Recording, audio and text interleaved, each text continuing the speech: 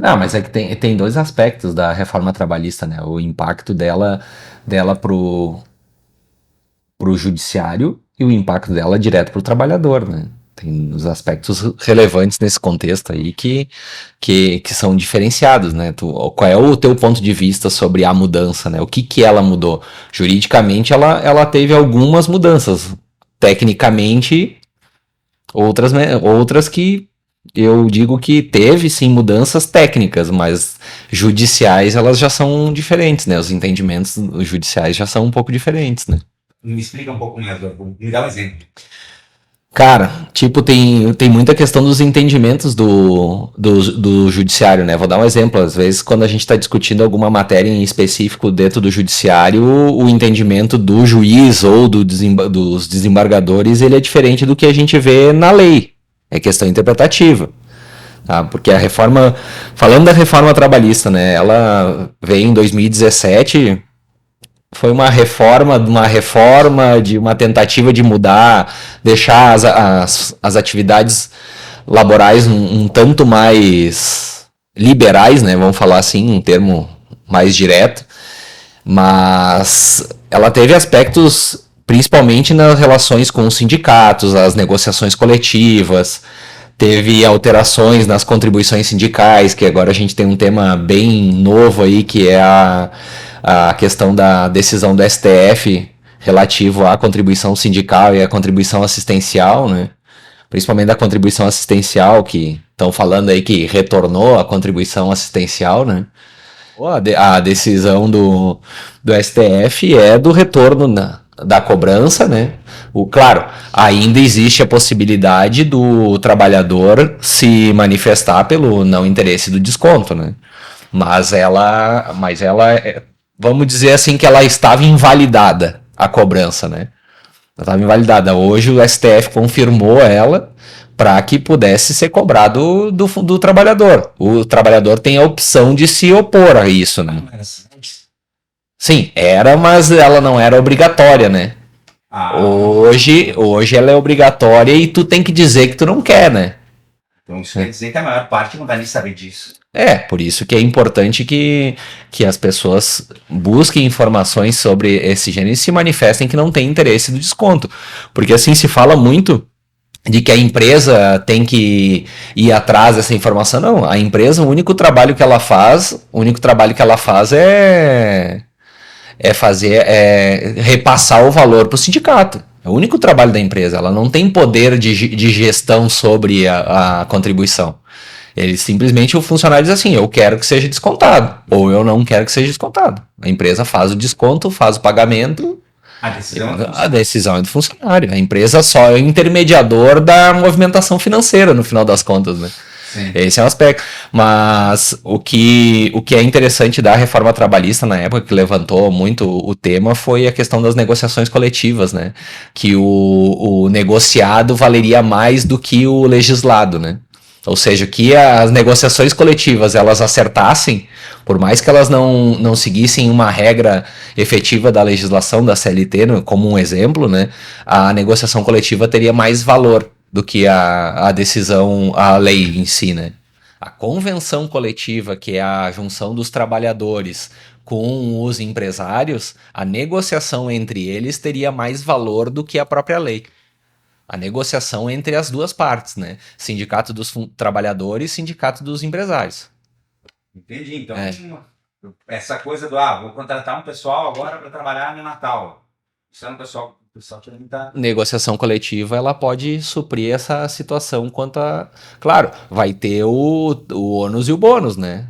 Não vai ser tipo, todos os benefícios para os empresários e todos os prejuízos para os trabalhadores, né? Mas existe essa negociação, diz, nós vamos trabalhar direto no Natal e aí na virada do ano ali nós vamos fazer 3, 4 dias de folga sem desconto. Então são negociações. Claro, a gente está falando uma coisa bem superficial aqui, né? Sobre esse contexto da convenção coletiva. Aí teve modificações sobre a questão das terceirizações, a incrementação do home office que a gente não tinha, né? E acabou vindo a calhar, né? 2017 ter a alteração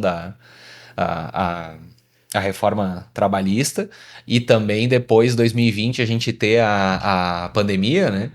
E a alteração na questão dos contratos de trabalho e o teletrabalho, que a gente chama do home office, já estava inserido na nossa legislação. Antes a gente não tinha nada que legislativamente suprisse essa situação, né, do home office.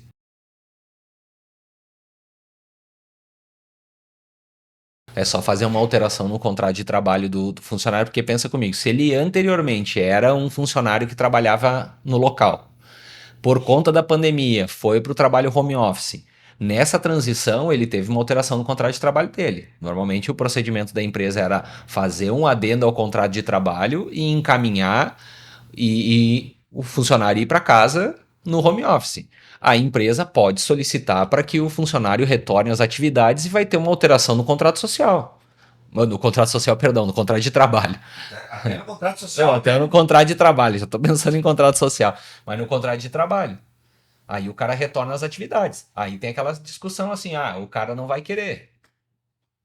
Bom, aí ele pode reclamar na fila do seguro-desemprego. E se o cara foi contratado home office durante a pandemia? E agora a empresa quer que ele vá para Pode ofertar para ele uma proposta de trabalho. Ele pode ser ofertada, que ele pode negar e a empresa, se entender, pode fazer a rescisão do contrato de trabalho dele, né? Isso é uma opção, né?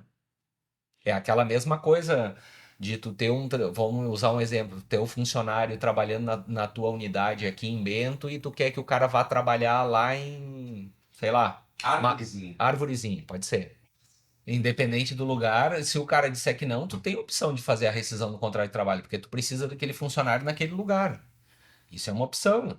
E são essas coisas que a gente tem que entender de que não é uma despedida discriminatória. É por necessidade do negócio. E o negócio, hoje em dia, é muito dinâmico, os negócios, né? Então, nesse aspecto, tem que ter o bom senso de entender que se não der certo, se não funcionar, não cumprir as necessidades, tem que buscar outro profissional. Eu posso até fazer uma pergunta assim para meu esclarecimento. Isso quer dizer que nessa relação de emprego, pelo que eu ouvi, o empregador prevalece a ideia do empregador, o poder do empregador e trazer aquele empregado que estava em home office e trazê-lo para o presencial, para o trabalho. Prevalece ou a legislação protege o trabalhador? Nós não temos uma legislação específica sobre essa questão. É que a rescisão do contrato de trabalho é uma opção tanto do empregado quanto do empregador. O empregador ele vai manter o trabalhador no negócio quando valer a pena para ele, enquanto valer a pena. Se Sim. ele não tiver a contraprestação que ele necessita, é uma opção dele fazer a rescisão no contrato de trabalho. Outra coisa que é interessante falar é sobre a questão da terceirização, né? Esse é um aspecto que ele é bem discutido, né? Existe a questão legislativa e existe muita questão judicial da interpretação da terceirização, né? Que a gente tem que conseguir fazer a diferença entre pejotização e terceirização, né? O que é pejotização, né? Cara, a terceirização nua e crua é aquela situação em que a pessoa, usar como exemplo para facilitar o entendimento, é que a pessoa presta um serviço para uma outra empresa. Vou dar um exemplo. Eu tenho uma empresa que faz tijolo. E aí eu vou terceirizar o transporte desses tijolos, tá? O fato de eu ter terceirizado essa atividade, eu estou dizendo que o cara, ele tem autonomia para fazer quando, como e onde ele quiser. Eu não controlo ele. A única coisa que eu posso dizer, que eu tenho que dizer para ele assim, cara, isso aqui tem que sair daqui e chegar lá. Como tu vai fazer, tu tem autonomia para tomar essa decisão. Tá terceirizando. Vou dar um exemplo de terceirização mais comum que a gente tem, a vigilância. Serviço de vigilância terceirizado. Isso é muito comum, porque tu não é um expert na função, né? Tu não é um expert na função, tu contrata um terceiro que tem expertise para fazer esse tipo de trabalho para ti. E a pejotização, a relação da pejotização é o quê? Fazer com que aquele funcionário que era empregado meu eu faço com que ele saia do trabalho dele, constitua uma empresa para prestar um serviço terceirizado para mim. Só que aí ele não tem autonomia, ele presta os serviços com exclusividade para mim e ele tem uma dependência econômica de mim. Aí dentro do Parque Fabril, tu constitui, tipo, diversos hubs dentro da tua indústria que tu produz. Vou dar um exemplo bem legal que é a GM ali em Gravataí. Ela tem a unidade Fabril dela e na volta dela diversas outras fabriquinhas pequenas que produzem GM. Não são empresas, elas fazem parte do Parque Fabril, mas elas produzem especificamente para aquela unidade ali. Então, isso sim é uma terceirização. Só que elas fazem parte de um hub maior que é a estrutura da produção de veículo. Só que o que a GM faz? A GM produz o chassi e a carroceria. Todos os outros acessórios, farol, peça de motor, isso e aquilo, é feito nas unidades terceirizadas na volta, né? Tu constitui empresas de prestação de serviço ou de industrialização ou de montagem que vendem e produzem para aquela unidade ali. É a mesma coisa no Marco Polo, que ela provavelmente ela não fabrique os ar-condicionados dos veículos. Eles têm uma empresa terceirizada que produz e vai lá e monta nos veículos. E isso é terceirização. Isso eu entendo que é terceirização. Pejotização é a banalização da terceirização. É fazer o quê? Com que a pessoa que está trabalhando contigo lá saia do emprego para ela fazer a mesma função e não recolher INSS, fundo de garantia, ter direito a férias, 13º, nesse aspecto. Entendi.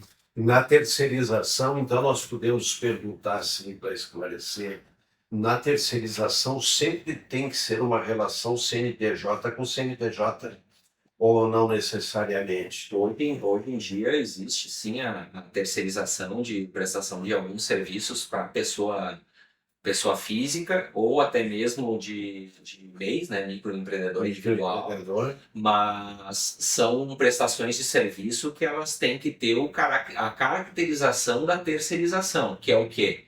No caso de uma pessoa física, o cara vai receber pelo trabalho dele através do recibo de pagamento de autônomo, né? Os antigos RPAs, né? Tem um outro nome hoje, mais bonito, mas... Contrato civil de prestação. Um contrato de prestação de serviço, só que o que caracteriza a terceirização ou a pejotização? A terceirização é aquela atividade que ela tem caráter oneroso, mas que ela não tem dependência econômica e tem principalmente autonomia do que ela faz. O cara tem que poder fazer quando ele quer e do jeito que ele quer. É isso aí, ele tem que ter autonomia para tomar decisão. Não pode ter uma subordinação. Uma subordinação, esse é um Eu ouvi alguma coisa sobre ele não pode ser o fornecedor único. Tem isso também? Cara, que é um cenário bem subjetivo, tá? A questão da terceirização. E assim, pensa comigo, às vezes, principalmente quando a gente está falando num cenário de um MEI, um prestador de serviço, é muito comum hoje um prestador de serviço ele se vincular a uma empresa só e ficar prestando serviço para essa empresa o tempo todo. Só que aí a gente tem que olhar pelo lado do empresário. Isso é bom para o empresário? Não é. Isso não é bom para o empresário porque os órgãos fiscalizadores podem dizer assim, não, esse cara é teu empregado, ele não é, porque ele trabalha só para ti, ele emite nota mensal só para ti por um valor fixo todo mês, e isso está dizendo dependência econômica, subordinação e... Ele está lá dentro da tua empresa. Dentro da tua empresa, tá? Ele está dependendo de ti o tempo inteiro, ele faz o que tu quer. Isso gera o que nós chamamos de vínculo empregatício. O vínculo empregatício. Se você tiver essas três características evidenciadas na relação de emprego, de trabalho, neste caso, relação de trabalho, você vai passar para a relação de empregado e empregador, né? Por causa especialmente a subordinação. Eu gostaria de saber ainda, doutor Rodrigo, Não. a questão do... Não, mas depois é que vai. Pejotização pode ser uma relação, por exemplo, entre um CPF com um CNPJ, não? Como? Sim, a pejotização normalmente assim, o cara sai da empresa para abrir um CNPJ, normalmente um MEI, para prestar serviço. E é bem importante nesse aspecto, a gente levantar sobre as características do vínculo de emprego, né? Que para os colegas advogados, né, que estão cansados de ouvir, que é o artigo 3º e 4º da CLT, né, que tem todas as características para a criação do vínculo, que é a subordinação, obedecer, né, tem que ter uma obediência, a pessoalidade, é a pessoa que vai lá e faz aquele serviço todo dia. A não eventualidade não é um trabalho eventual. Pensa, o cara vai de segunda a sexta, toda semana trabalhar lá na empresa. A onerosidade, que é a dependência econômica, né? Tá recebendo. A prestação de serviço, a fidelidade, a habitualidade e o local de trabalho. Ou seja, o cara é um funcionário. Só que emite nota. Só que emite nota. Então isso é um cenário de pejotização e não de terceirização. Porque a terceirização ela tem que ser caracterizada principalmente pela não subordinação e a autonomia. Aí vai dizer, Rodrigo, mas tem pessoalidade. Sim, mas só que tu tem que pensar que ele pode ter a pessoalidade de prestar o serviço, mas ele pode prestar para mim essa semana, mas semana que vem pode prestar para outra empresa. Ou pode não contratudo. Ou não contratou no trabalho, ou trabalhar 3 horas para mim um dia, digo eu como empresário, e 3 horas para uma outra empresa, emitir 2 notas, isso é terceirização. Isso Que é um contrato, na verdade, cuja lei maior seria o Código Civil. Prestação de serviço, nos artigos da prestação de serviço. uma relação interessante de fazer sobre isso é o caráter do representante comercial. O representante comercial, ele tem uma lei específica, se não me engano, de 65 ou 67. Ela tem uma legislação Tá específica. super atual. Tipo, a atividade não mudou muito, né? Mas específica para essa função. Como é que tu caracteriza um representante comercial? Tem todas essas coisas. O cara tem autonomia, o cara tem a pessoalidade, sim, porque normalmente é ele quem faz, mas ele tem um contrato de representação. Ele vai emitir nota, ele vai receber comissão. Ele recebe comissão da empresa que ele vende produto. Normalmente ele tem a exclusividade só sobre aquele produto ou serviço que o cliente está.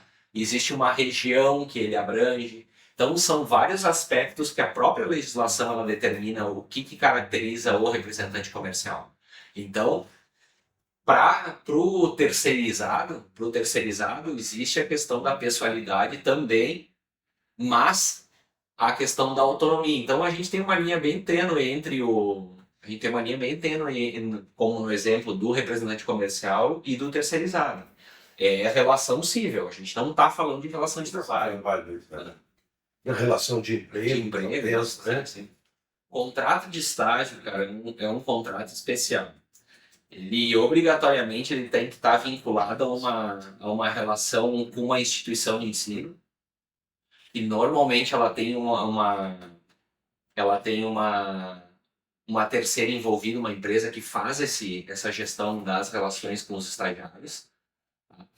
E existe uma lei especial sobre isso. Existe a lei de estágio no Brasil.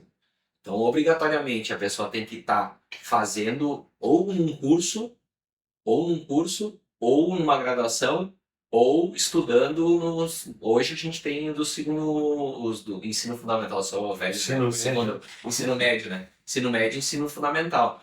Normalmente nós temos aqui no Rio Grande do Sul, que é o centro, o CIE, não me lembro o nome da definição de escola-ensino. Centro de Integração de Escola-ensino, isso aí. Escola-empresa, Que é o professor, né? Sim. Que é uma entidade que ela regula as relações, faz a intermediação, ela não regula, ela faz a intermediação entre universidade ou escola com a empresa. Diz assim, olha, eu faço essa intermediação para vocês, porque obrigatoriamente tu tem que sair de uma instituição para fazer um estágio numa empresa.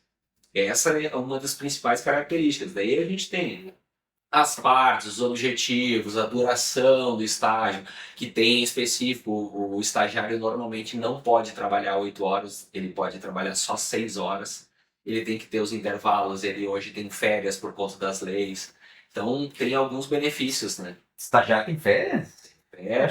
Ele tem orientação de estágio, ele tem que ter avaliação de desempenho, tem alguns benefícios para o estagiário, principalmente para o vale transporte. Então, são vários aspectos que... se for parar para analisar o que eram os estágios antigamente, depois da lei do estágio, o que aconteceu? Ele se tornou um funcionário que tu não paga fundo de garantia e INSS para ele, ele recebe a bolsa, que se chama, não é salário, recebe bolsa, tem as características de jornada, o horário, normal, no máximo 6 horas, ou 8 horas quando não está em época de aula, isso pode ser uma negociação, e a única diferença é que a gente tem um contrato de estágio e não tem um contrato de trabalho. Tem algumas características específicas para o estágio. E talvez, assim, te ouvindo atentamente, pode-se concluir que nós tivemos, então, uma relação quádrupla.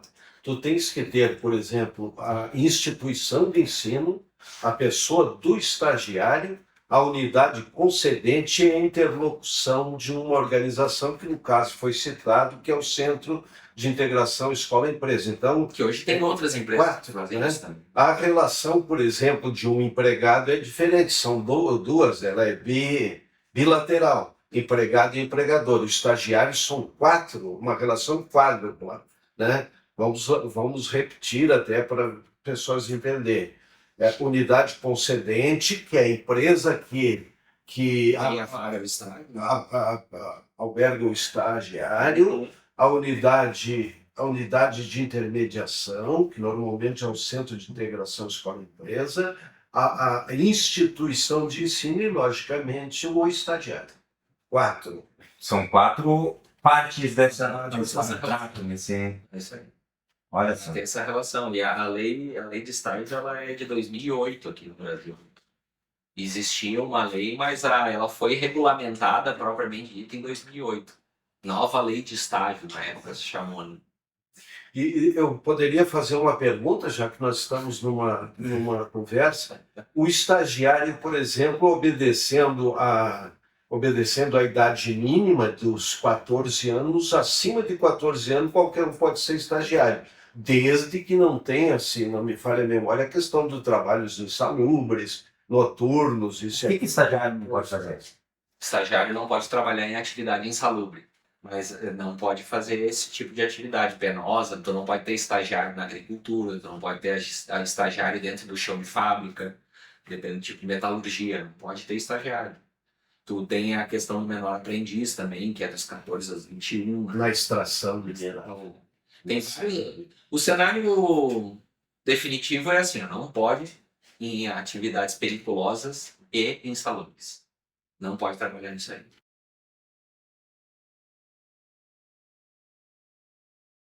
A diferença entre um advogado e um defensor público, na essência, nenhuma. Eles são iguais.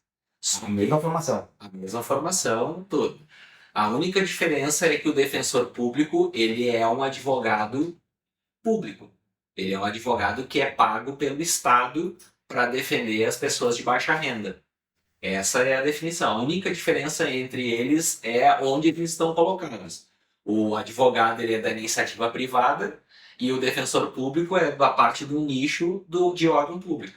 Tem que fazer concurso? Tem que fazer concurso, tem que passar na prova da OAB também, fazer 3 anos de advocacia.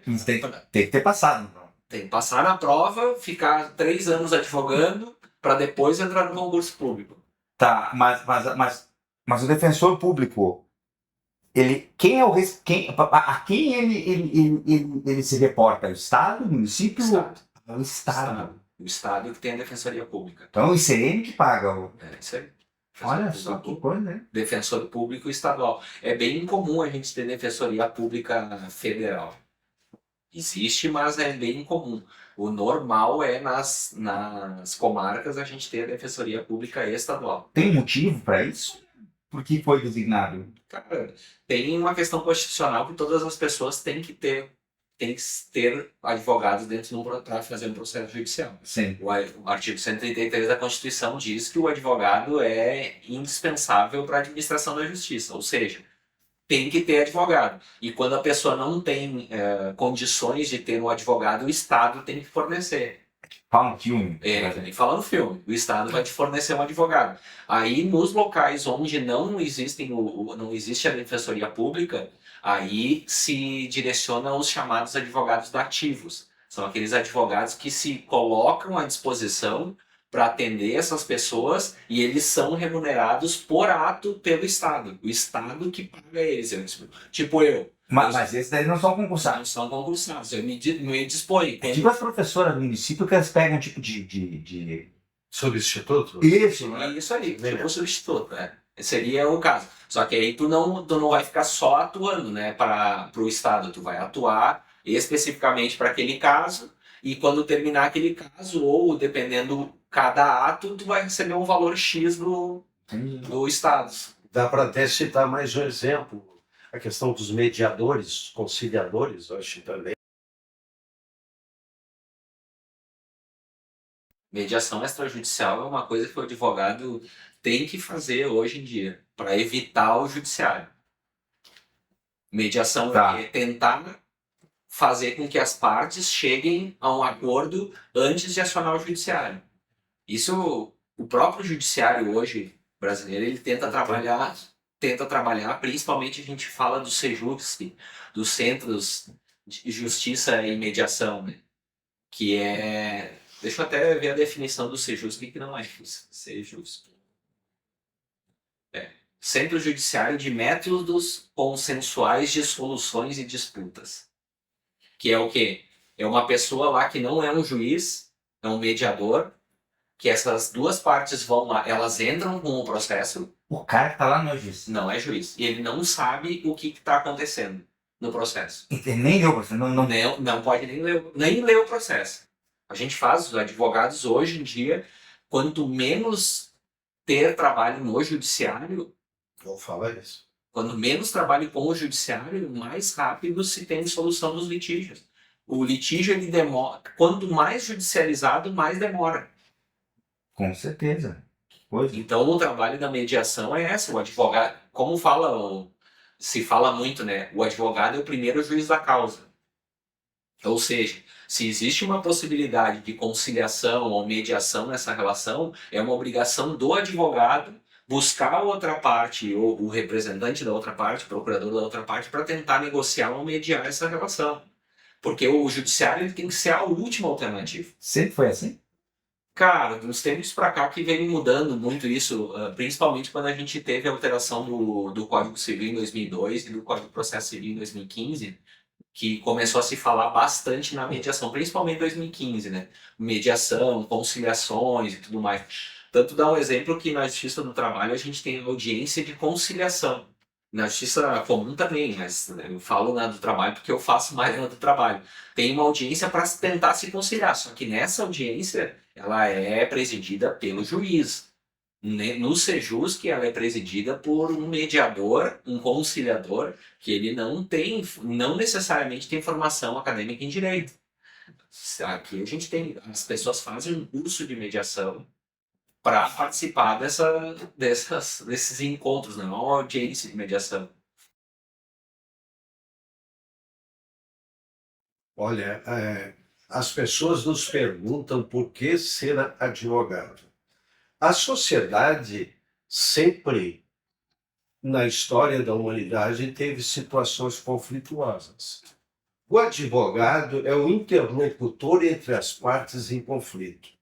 A formação do direito, quando a gente se forma em direito, sempre se ouve dos professores a questão que o advogado é um agente da paz social, né? Fundamentalmente isso. Quando nós nos tornamos advogado após o exame da Ordem dos Advogados do Brasil, para nos passar de bacharel para ser advogado e poder atuar como advogado em todos os processos, o que acontece? Nós temos que ter, e isso é o bom da advocacia, é que você começa a ter uma formação e um aprendizado permanente muito eclético em várias áreas. Na área podemos citar assim, na área da fundamentação filosófica, do pensamento jurídico, da hermenêutica, da exégese, sociológico, do convívio entre as pessoas.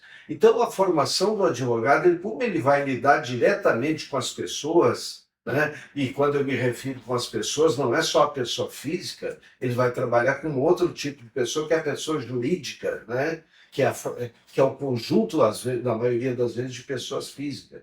Então, essa formação eclética lhe dá um viés, por exemplo, na sua forma de interpretar esse conflito e chegar a um ponto de consenso. Por isso que antes nós falamos que o advogado é um mediador.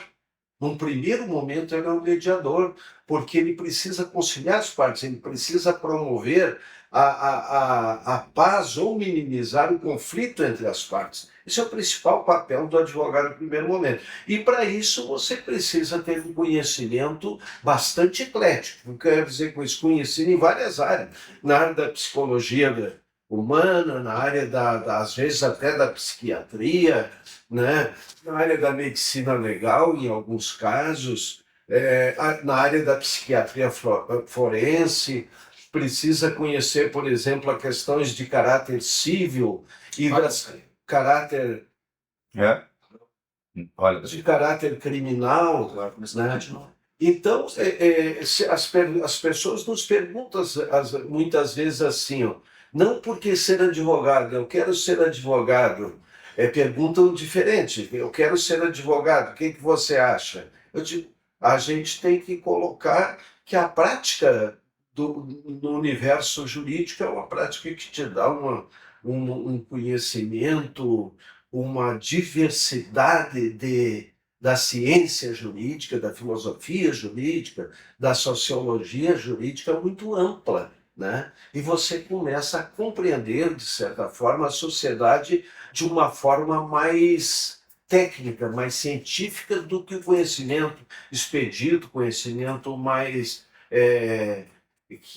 que às vezes você não consegue interpretar de forma adequada. Eu tenho essa lógica, esse entendimento de por ser advogado. É porque ser advogado é a mesma coisa de qualquer outra profissão, né?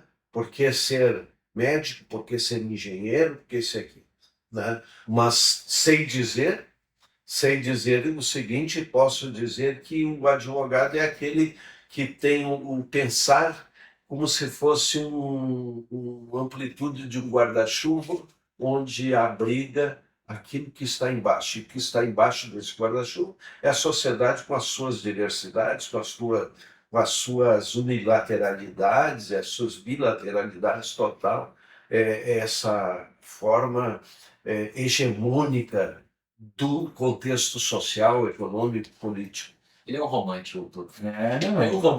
Um romântico. Tem 3 direitos inarredáveis do ser humano, que nós buscamos todos os momentos. O primeiro direito que nós não arredamos o pé, como se diz na linguagem mais simples, é a vida, a proteção à vida. Ninguém quer entregar a sua vida em momento nenhum. Tem o segundo momento interessante, inarredável também, que é a liberdade. E aqui, quando eu me reporto à liberdade, não podemos pensar na liberdade, por exemplo, aquela que está atrás de uma grade, que foi aprisionado, foi detido ou está recluso o cidadão.